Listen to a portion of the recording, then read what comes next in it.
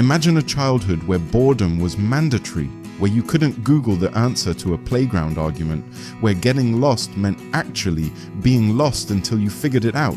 No phones to call for rescue, no GPS to guide you home, no internet to fill every empty moment. Welcome to the 1980s, a decade that accidentally created a generation with skills that are becoming extinct in real time. This is Imagine That. And today we're exploring what growing up in the pre-digital world actually developed in people, and why those traits are increasingly rare in a world where technology solves problems before you even notice they exist. The navigation without GPS generation. Kids in the 1980s developed an internal compass out of necessity. You left the house in the morning and had to remember how to get back. Street names, landmarks, the way sunlight hit certain buildings at specific times.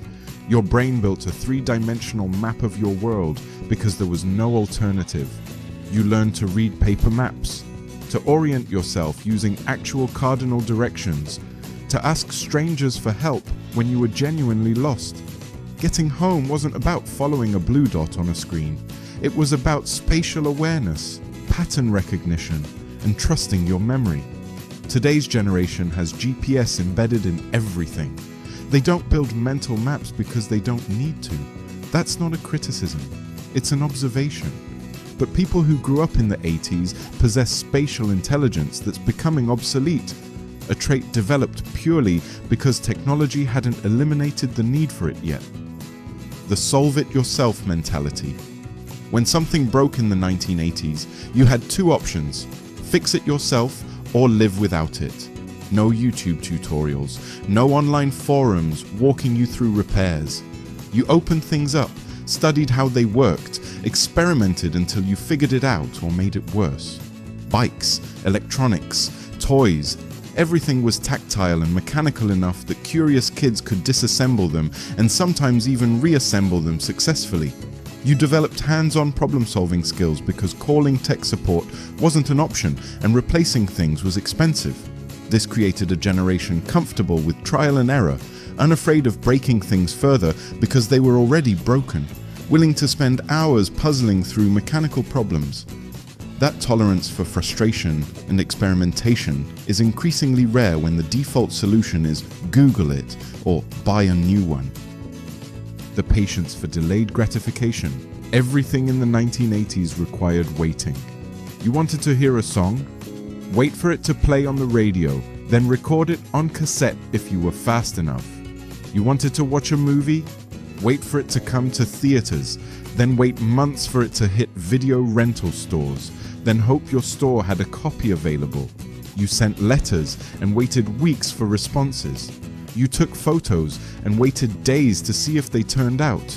You started projects and stuck with them because abandoning something meant all that invested time was wasted. This forced patience that's almost incomprehensible now. The 1980s generation learned that wanting something and having it weren't synonymous, that anticipation was part of the experience, that some things were worth sustained effort over time. Compare that to a world where everything is instantly accessible: music, movies, information, communication, gratification. Today's generation didn't develop the same patience because the world doesn't require it. Why would you? The social resilience of face-to-face conflict. Playground arguments in the 1980s had to be resolved face-to-face because there was no way to continue them online. You couldn't subtweet someone or talk about them in group chats they weren't part of. If you had a problem with someone, you either confronted them directly or let it go. This developed social courage and conflict resolution skills. You learned to read body language, to gauge when pushing back would escalate or de-escalate, to apologize in person when you were wrong. Social consequences were immediate and unavoidable. You also learned to be bored around people. Sitting in waiting rooms, on long car rides, at family gatherings with no device to retreat into. You developed the ability to make conversation, to tolerate silence, to navigate social discomfort without an escape hatch. Today's generation can avoid direct confrontation almost entirely. can curate their social interactions, can exit uncomfortable situations digitally.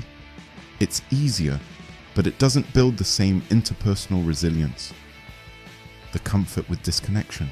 Perhaps the rarest trait of all. People who grew up in the 1980s are fundamentally comfortable being unreachable.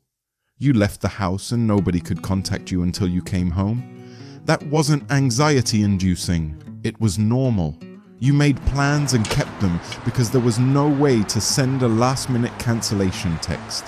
You figured things out independently because calling for help meant finding a payphone. You entertained yourself during downtime because there were no notifications demanding your attention. This created a generation that doesn't feel phantom vibrations, that can leave their phone in another room without panic, that understands connection is optional rather than mandatory. Being alone with your thoughts wasn't something to avoid, it was just Tuesday afternoon. What this actually means. None of this makes the 1980s generation superior. They're not better people, they're people shaped by different constraints. Technology eliminated problems, which eliminated the need to develop certain skills. That's progress, not decline. But those traits, spatial awareness, mechanical problem solving, patience, face-to-face conflict resolution, comfort with disconnection, they're becoming rare because the world no longer requires them. And maybe that's fine. Or maybe we're losing something valuable in the trade-off. The question isn't whether the 1980s were better. It's whether we notice what we're no longer building in ourselves when technology solves every problem before we develop the skills to solve them ourselves. The 1980s generation possesses traits forged by necessity.